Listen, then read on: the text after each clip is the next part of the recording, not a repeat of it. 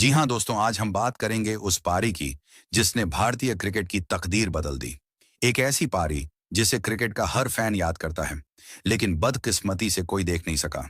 जी हाँ, हम बात कर रहे हैं 1983 विश्व कप में कपिल देव की 175 नॉट आउट की उस ऐतिहासिक पारी की। आखिर क्यों नहीं रिकॉर्ड हुई ये पारी? और क्या थी इसकी असली वजह? चलिए, इस कहानी को शुरू से जानते हैं। 18 जून 1983 टर्नब्रिज वेल्स का मैदान और सामने जिम्बाब्वे की वो टीम जो इसी वर्ल्ड कप में भारत से एक मैच हार चुकी थी और बदले की आग में कुछ भी कर गुजरने को तैयार थी। बता दूं कि यह आज की लोअर क्लास जिम्बाब्वे टीम नहीं थी, बल्कि यह 80 के दशक की वो जिम्बाब्वे थी जिसके खूंखार गेंदबाज इतने घातक हुआ करते थे कि यह बड़ी से बड़ी बैटिंग लाइनअप को पावर प्ले में ही खा जाते थे। मैच शुरू होता है और टॉस के लिए सिक्का उछाला जाता है।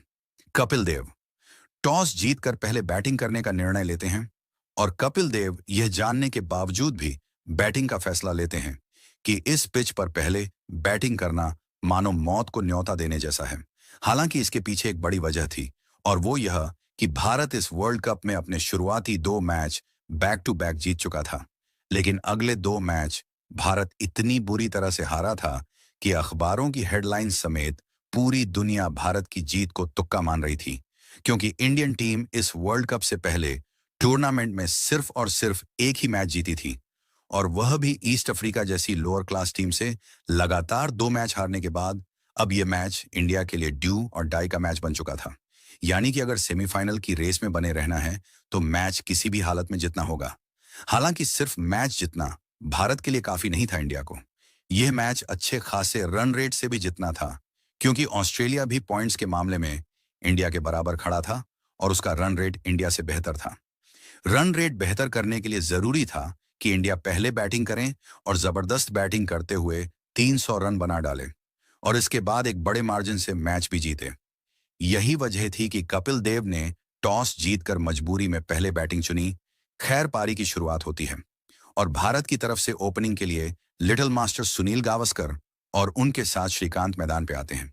इन दोनों ओपनर्स के ग्राउंड पर आने से पहले ही कपिल देव ने इनसे बोल दिया था कि जाओ और ऐसा खेल खेलो कि मुझे मैदान पर आने की जरूरत ही ना पड़े। और इतना कहकर कपिल देव नहाने के लिए चले जाते हैं। पहले ही ओवर से टर्न ब्रिजवेल्स की यह पिच अपना खूंखार रूप दिखाना स्टार्ट कर देती है और पीटर रोशन के पहले ही ओवर में सुनील गावस्कर बिना खाता खोले अपना विकेट गंवा देते हैं और 0 रन बनाकर पेविलियन लौट जाते हैं। इसके बाद श्रीकांत भी इस जानलेवा बॉलिंग अटैक को ज्यादा देर तक नहीं खेल पाते और बिना खाता खोले केविन करन का शिकार बन जाते हैं। और इस तरह भारत के दोनों ओपनर्स बिना रन बनाए आउट हो चुके थे। स्कोर बोर्ड पर 0 रन 2 विकेट देखकर जिम्बाब्वे खुशी का जश्न मना रहा था। अब इसके बाद बल्लेबाजी करने आए मोहिंदर अमरनाथ, जो इस बॉलिंग अटैक को झेलने के लिए एडी चोटी का जोर लगा देते हैं, महज 5 रन बनाकर आउट हो जाते और अब स्कोर बोर्ड पर 5 रन पर 3 विकेट गिर चुके हैं। भारत का यह कोलैप्स देखकर ड्रेसिंग रूम में बैठे बलविंदर सिंह कपिल देव का गेट खटखटाने लगते हैं, लेकिन कपिल देव अभी भी अपनी मस्ती में मस्त होकर नहा रहे थे। कपिल ने सोचा कि शायद उनकी बारी देर से आएगी, इसलिए वह नहाने चले गए। लेकिन हमारे खिलाड़ी इतनी जल्दी जल्दी आउट हुए कि मैंने अपने आप को यशपाल शर्मा के साथ क्रीज पर पाया और 12वें खिलाड़ी सुनील वाल्सन दौड़कर हमारे पास क्रीज पर आकर बोले कि कपिल अभी भी वॉशरूम में नहा रहा है। कम से कम इतनी देर तक तो खेल जाओ कि कपिल देव बैटिंग के लिए वॉशरूम से बाहर आ जाएं। हालांकि संदीप पटेल की लाख कोशिशों के बाद भी वह जिम्बाब्वे पेसर को फेस नहीं कर पाए और तभी अगले ही पल में उन्होंने जिम्बाब्वे की रफ्तार के सामने दम तोड़ दिया। भारत का टॉप ऑर्डर पूरी तरह से तबाह हो चुका था। टीम का स्कोर अभी सिर्फ 9 रन तक ही पहुंच पाया था और भारत के 4 विकेट हाथ से जा चुके थे। जिम्बाब्वे के खिलाड़ी भारत के इस मातम को देखकर जश्न मना रहे थे और बीच मैदान पर मौत का नंगा नाच कर रहे थे। वहीं जिम्बाब्वे के फैंस तो इस जश्न में इतने पागल हो चुके थे कि स्टेडियम में बैठे बैठे ही शराब की बोतलें खोलने लग गए थे। इस वक्त स्टेडियम में बैठे इंडियन फैंस भगवान से दुआ मांग रहे थे कि कैसे भी करके इंडिया 100 रनों तक पहुंच जाए और पूरे देश की नाक कटने से बच जाए, क्योंकि आलम यह था कि अब 50 रन तक पहुंचना भी इम्पॉसिबल सा लग रहा था। जैसे जैसे इंडिया के विकेट गिर रहे थे, वैसे वैसे बलविंदर सिंह उतनी ही तेजी के साथ गेट खटखटा रहे थे। लेकिन जैसे ही कपिल देव गेट खोलते हैं तो उनकी नजर ड्रेसिंग रूम पर बैठे उन सभी खिलाड़ियों पर पड़ती है जो नम आंखों के साथ अपना मुंह लटकाकर बैठे हुए थे, तभी कपिल देव ने उनसे टीम का स्कोर पूछा और उन सभी प्लेयर्स में से किसी की भी हिम्मत नहीं हुई कि वह कपिल देव को टीम का स्कोर बता सके। तभी टीम के मैनेजर मान सिंह उंगलियों के इशारों से कपिल को बता देते हैं कि टीम के 4 विकेट जा चुके हैं और अभी सिर्फ और सिर्फ 9 रन बने हैं। इतना सुनते ही कपिल देव जल्दी जल्दी कपड़े पहनते हैं और पैड और ग्लव्स लेकर मैदान की ओर निकल पड़ते हैं। लेकिन जैसे ही कपिल देव मैदान पर पहुंचते हैं और वहां जाकर क्राउड का नजारा देखते हैं तो उनकी आंखें आंसुओं से भर जाती हैं। वह देख रहे थे कि किस तरह भारतीय फैंस का सपना टूट चुका था। हर भारतीय फैन यह मान चुका था कि इंडिया वर्ल्ड कप से बाहर हो चुकी है। भारत की इज्जत का सरेआम मजाक बनाया जा रहा था। लेकिन भारत का यह कप्तान यह मातम देखकर थोड़ा सा भी नहीं घबराया और उसने ठान ली कि यूं तो अब हम नहीं हारेंगे। इस तरह कायरों की तरह हम देश की इज्जत नहीं डूबने देंगे। इसके बाद कपिल देव क्रीज पर उतरते हैं और यशपाल शर्मा को समझाते हैं कि तुम्हें बस क्रीज पर बने रहना है। तुम्हें रन बनाने की कोई जरूरत नहीं है। तुम अपना विकेट बचाकर रखो, बाकी सब मैं देख लूंगा।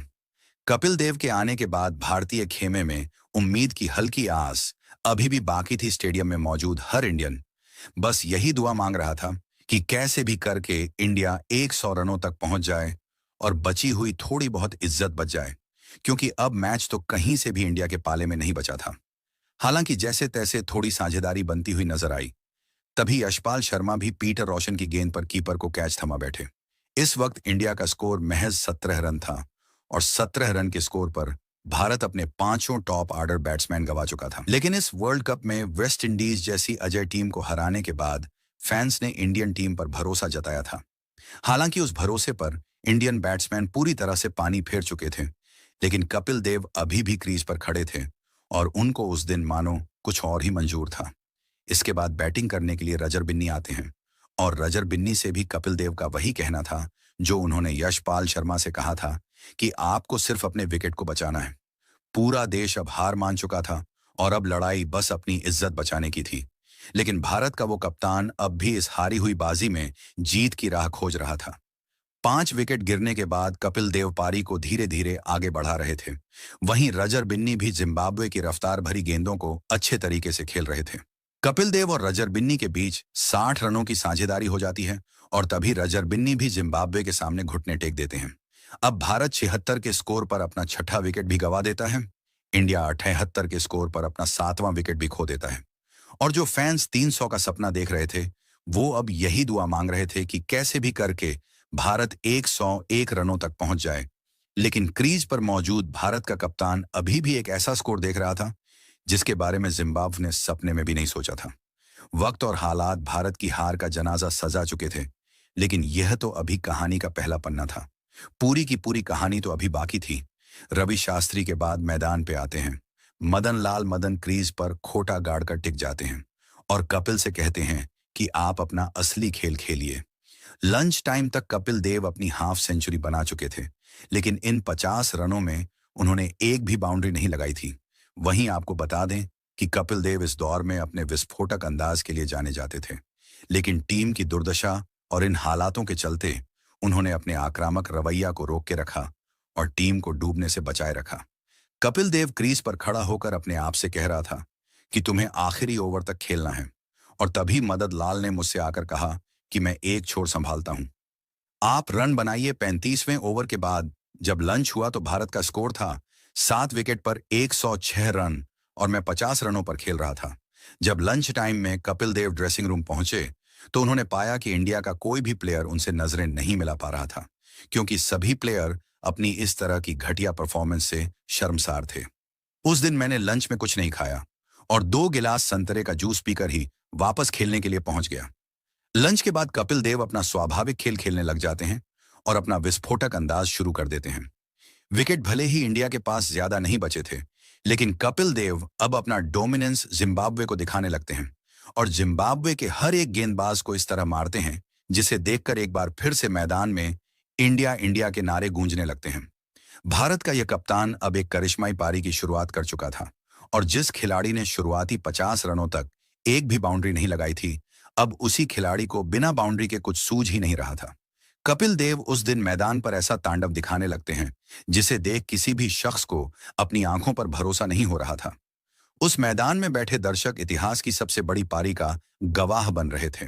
हालांकि गावस्कर, श्रीकांत, अमरनाथ, यशपाल और संदीप पाटिल अभी भी ड्रेसिंग रूम के कोने में मुंह छुपाए बैठे हुए थे, क्योंकि वह अपनी परफॉर्मेंस से इतने शर्मिंदा थे कि वह बाहर निकलकर मैच भी नहीं देख पा रहे थे। किसी की भी इतनी हिम्मत नहीं थी कि हम ऊपर जाकर मैच देख सकें।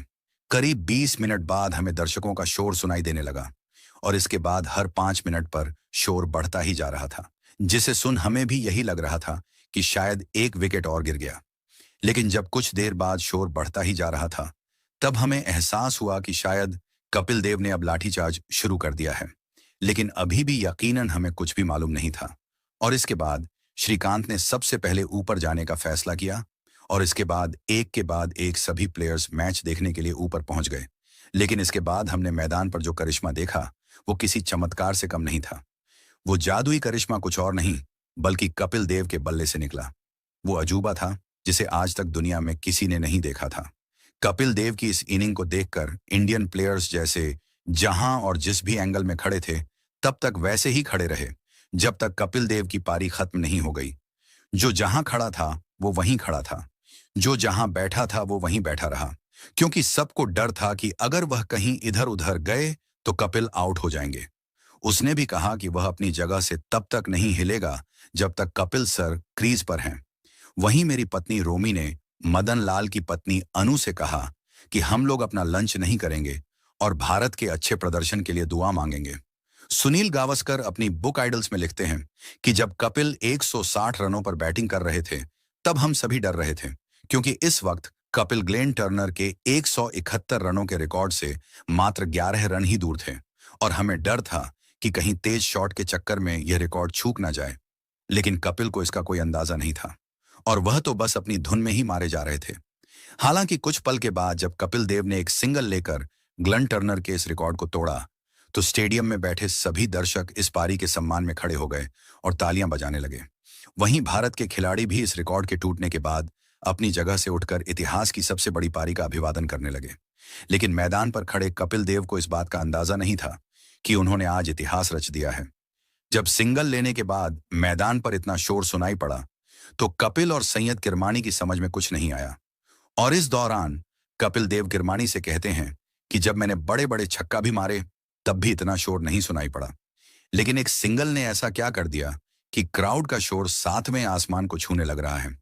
तभी कपिल देव और किरमानी अंपायर के पास जाते हैं और अंपायर से शोर की वजह पूछते हैं, और तभी अंपायर ने बताया कि you have broken the record of highest runs in cricket history.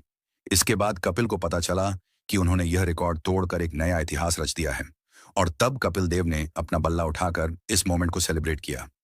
इस तरह कपिल देव 175 रन बनाकर नॉट आउट वापस आते हैं, और भारत ने 60 ओवर्स में 266 रन बोर्ड पर टांग दिए थे। जिस टीम से 100 रन तक की उम्मीद नहीं बची थी, अब वही टीम 266 रन बना चुकी थी, जिसमें अकेले ही कपिल देव ने 138 गेंदों पर 75 रन ठोक दिए थे। और कपिल देव की इस शानदार पारी में 16 चौके और 6 शानदार छक्का शामिल थे। जब कपिल देव इनिंग के बाद ड्रेसिंग रूम में लौटे, तो उन्होंने पाया कि जो खिलाड़ी लंच से पहले मुंह लटकाकर बैठे थे और उदास होकर अपना सिर तक नहीं उठा पा रहे थे, अब वही सिर फक्र से ऊंचे उठे हुए थे। इंडिया के हर एक खिलाड़ी की आंखों में खुशी के आंसू झलक रहे थे। इस दौरान सुनील गावस्कर ने कपिल को पानी का गिलास देते हुए कहा कि कपिल, बैड लक यार, इसीलिए नहीं कि हम सब आज रन नहीं बना पाए, बल्कि इसलिए कि आज इस पारी को ग्राउंड के बाहर कोई नहीं देख सका, क्योंकि आज स्ट्राइक की वजह से बीबीसी इस मैच को लाइव टेलीकास्ट नहीं कर सका। आज इस मैदान में मौजूद हम ही वह भाग्यशाली हैं जिन्होंने इतिहास की इस बेहतरीन पारी को अपनी आंखों से देखा है। कपिल की यह पारी देख मैदान में बैठा हर शख्स बस तालियां बजाए जा रहा था, फिर वह चाहे भारतीय फैंस हो या फिर जिम्बाब्वे के फैंस, क्योंकि उस समय क्रिकेट एक जज्बात और प्योर इमोशन हुआ करता था, आज की तरह कोई सट्टाबाजी नहीं। पारी ने कपिल देव को क्रिकेट जगत में अमर कर दिया, और इस पारी, इस जीत ने टीम इंडिया के अंदर पहली बार वो जज्बा पैदा किया कि हम भी वर्ल्ड कप जीत सकते हैं। आखिर में टीम इंडिया इस मैच में जिम्बाब्वे को 235 रन पर ही समेट देती है और 31 रन से इस मुकाबले को जीत लेती है। असल मायने में यह जीत कपिल देव ने जिम्बाब्वे के जबड़े से छीनी थी, क्योंकि इस मैच में एक पल ऐसा भी आया था जब पूरी दुनिया यह मान चुकी थी कि इंडिया यह मैच हार चुका है और वर्ल्ड कप की रेस से बाहर हो चुका है। लेकिन आपको बता दूं कि इंडिया यह मैच जीतकर अगले मैच में ऑस्ट्रेलिया को भी हरा देता है और पहली बार वर्ल्ड कप के सेमीफाइनल में पहुंच जाता है। इसके बाद इंडिया इंग्लैंड को उसी की धरती पर हरा देता है और वर्ल्ड कप का फाइनल भी खेलता है, जहां उसका मुकाबला 2 बार की वर्ल्ड चैंपियन वेस्ट इंडीज से होता है। लेकिन वेस्ट इंडीज के 7 फुट लंबे गेंदबाजों का खौफ भी इस बार भारत को हरा ना सका और इस तरह भारत पहली बार क्रिकेट की दुनिया में वर्ल्ड चैंपियन बना।